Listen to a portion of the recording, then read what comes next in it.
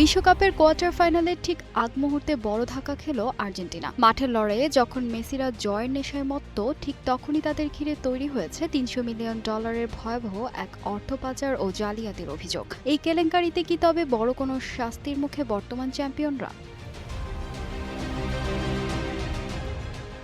মাঠের পারফরম্যান্সে আর্জেন্টিনার দারুণ ছন্দে থাকলেও মাঠের বাইরের এক অনাকাঙ্ক্ষিত ঘটনা এখন বিশ্ব ফুটবলে আলোচনার কেন্দ্রবিন্দুতে।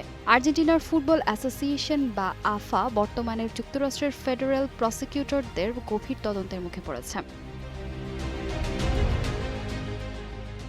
বিভিন্ন আন্তর্জাতিক মিডিয়া এবং আর্জেন্টিনার শীর্ষস্থানীয় সংবাদপত্র লা ন্যাসিয়নের রিপোর্ট অনুযায়ী যুক্তরাষ্ট্রের ফেডারেশনের কার্যক্রমের সাথে যুক্ত প্রায় $300 মিলিয়ন অনিয়ম ও অর্থ পাচারের অভিযোগ খতিয়ে দেখা হচ্ছে। যুক্তরাষ্ট্রের ফেডারেশনের কার্যক্রমের সাথে যুক্ত প্রায় $300 মিলিয়ন অনিয়ম ও অর্থ পাচারের অভিযোগ খতিয়ে দেখা হচ্ছে। তদন্তকারীরা মূলত বাণিজ্যিক চুক্তি, স্পন্সরশিপ এবং সম্প্রচার সত্ত্ব থেকে প্রাপ্ত অর্থের স্বচ্ছতা নিয়ে কাজ করছেন। ফেডারেশনের বেশ কিছু নথিপত্র এবং আর্থিক লেনদেন ইতিমধ্যে প্রসিকিউটরদের নজরে এসেছে।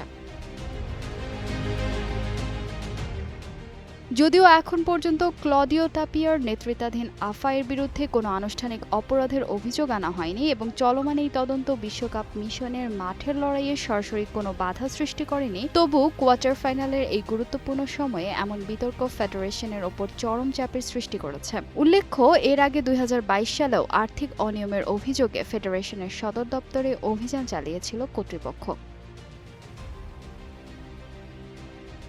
মাঠের বাইরের এই বিতর্কের মাঝেই আর্জেন্টিনা তাদের কোয়ার্টার ফাইনাল নিয়ে ব্যস্ত। মিশরের বিপক্ষে শেষ মুহূর্তের নাটকীয় জয়ে যেভাবে লিওনেল মেসিরা ঘুরে দাঁড়িয়েছেন, তাতে বর্তমান চ্যাম্পিয়নদের আত্মবিশ্বাস আকাশচুম্বী। দলের খেলোয়াড়রা এখন পুরোপুরি ফোকাস করতে চাইছেন নিজেদের পরবর্তী লড়াইয়ে।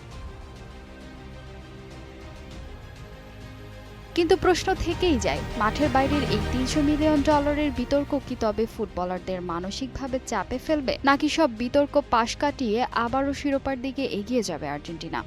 ফাহিমা সুরভি, নিউজ ডেস্ক, গ্লোবাল টেলিভিশন।